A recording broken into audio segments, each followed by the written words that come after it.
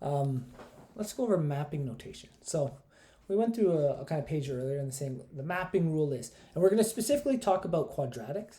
When we talk about a mapping notation, we're talking about I'm going to have two different references here. I'm going to say XO and YO. And all those mean is the original coordinates, and how do we map to the X new and the Y new. Okay, so that's what I'm going to call these two values. So XO is the original and X new is the new one. So for our mapping notations, our equations are going to start as X new. So the new X coordinate is going to be equal to, and it's going to be the XO, and it's going to be technically plus H, okay? And just remember with our quadratics, especially when we're in vertex form, I'm just going to write it out below here. Oh, actually, we have a good example there. Y is equal to A X minus the H value squared plus K.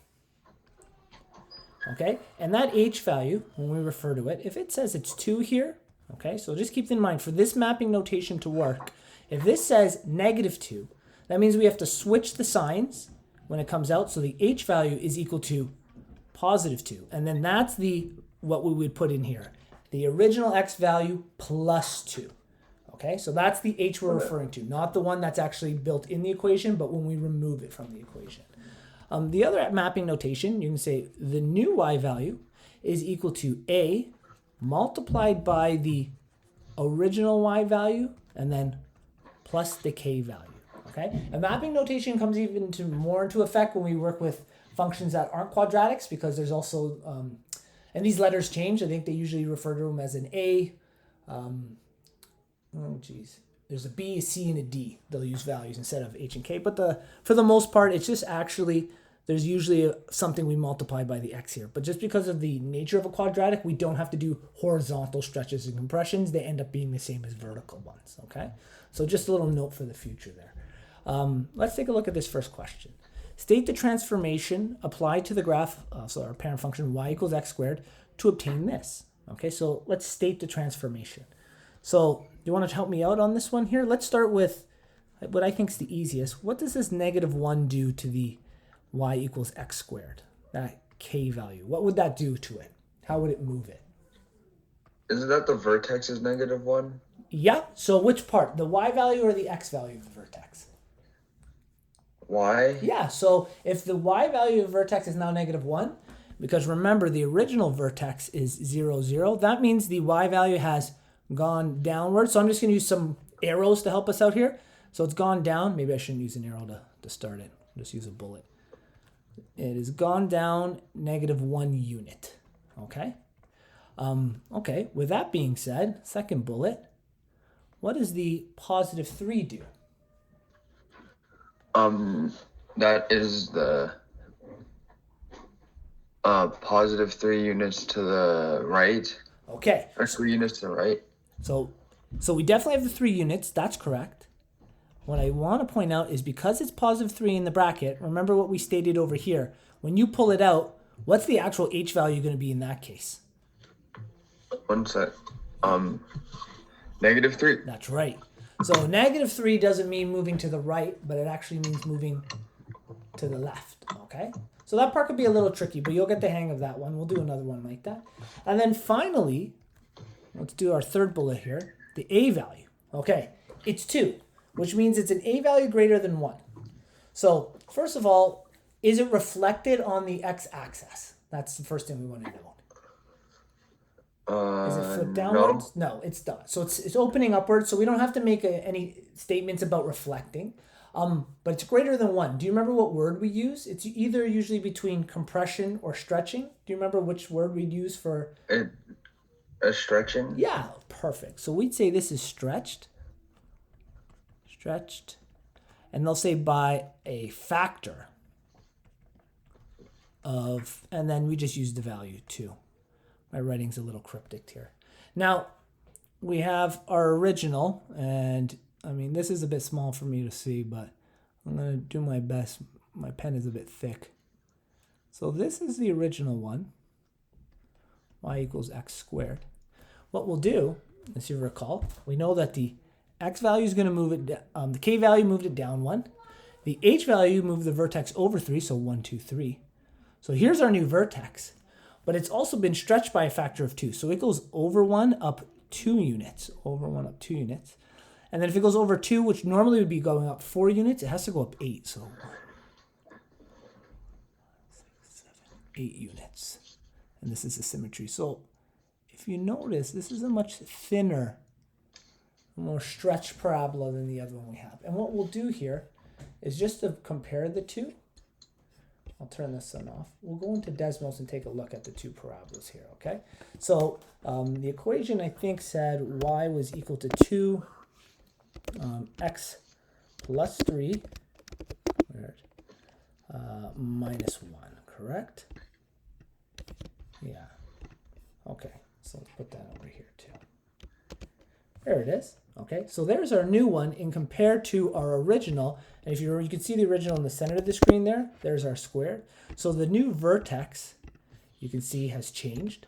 It was originally at 0 and 0, and now it's at -3 and -1.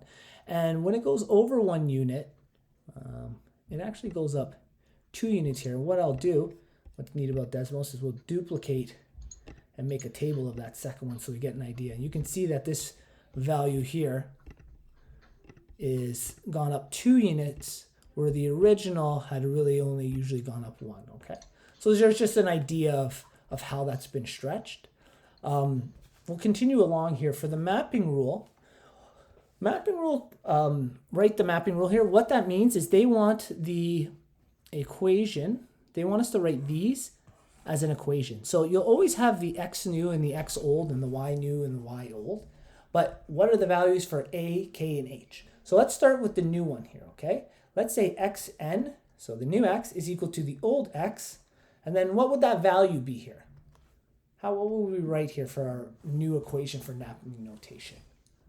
-3. Perfect, yeah. Right, so we'd write down -3. And then for the y new, how would I write this one? -1. Why -1? Oh, 2. Wait, where's the equation? Yeah, Like it's the really small. I don't know percent- if you can see it. I cannot see it. It's this one up here. Oh, so it is 2. Yeah, perfect. So it's 2. Whoops. Let me get a pencil here. 2, and then I'm going to write YO, just for the old y coordinate. And then what would be the last part of that equation there? -1. Yeah, perfect. Very good. So here's your mapping notation. And what's good about mapping notation is it allows you, especially this scenario here, we write our original coordinates down. If you notice on this page over here, that's these 5 major points in the table I've just made. So those 5 major points, what we're going to do is we're going to take these 5 new major points and we're going to put them into mapping notation, okay? So we'll kind of write them out here. Using a table of values, graph to above relationship. Begin recreating a table of values of y, x. Okay, so how many spaces do they have? 1, 2, 3, 4, 5, 6, 7. They have 8. So if they have 8, they probably want us to start at -3, 2, 1, 0, 1, 2, 3, 4. Okay. They may want us to start at -3. I'll tell you a common one to start is at 2. And when we write x values, this is the x values and the y values. We should always put that. Actually, it looks like they have that in the other table here. They have actually an x and a y. And they just forgot it in this table, so I'm actually going to write them in. This is where our x values go, and this is where our y values go. So I'm going to start at -2, -1, 0, 1, 2. And then you can go up. That's not quite symmetrical. It'd probably be better if I did -3 to +3, but the same concept will be fine. You might want to memorize those values, and we'll show you them again in Desmos. You can see here in Desmos, -2 is usually where it starts, and the y value is 4. You essentially just square your x value to find out what your y value is going to be. Okay, so in this case, 2 squared is just going to be 4, so that's the y coordinate. 1 squared is 1, 0 squared, 0, and then we follow the same pattern because it's symmetrical. 3 squared is 9, and 4 squared would be 16. The next thing we do is you're going to take each of these coordinates. So think of this as a pair of coordinates.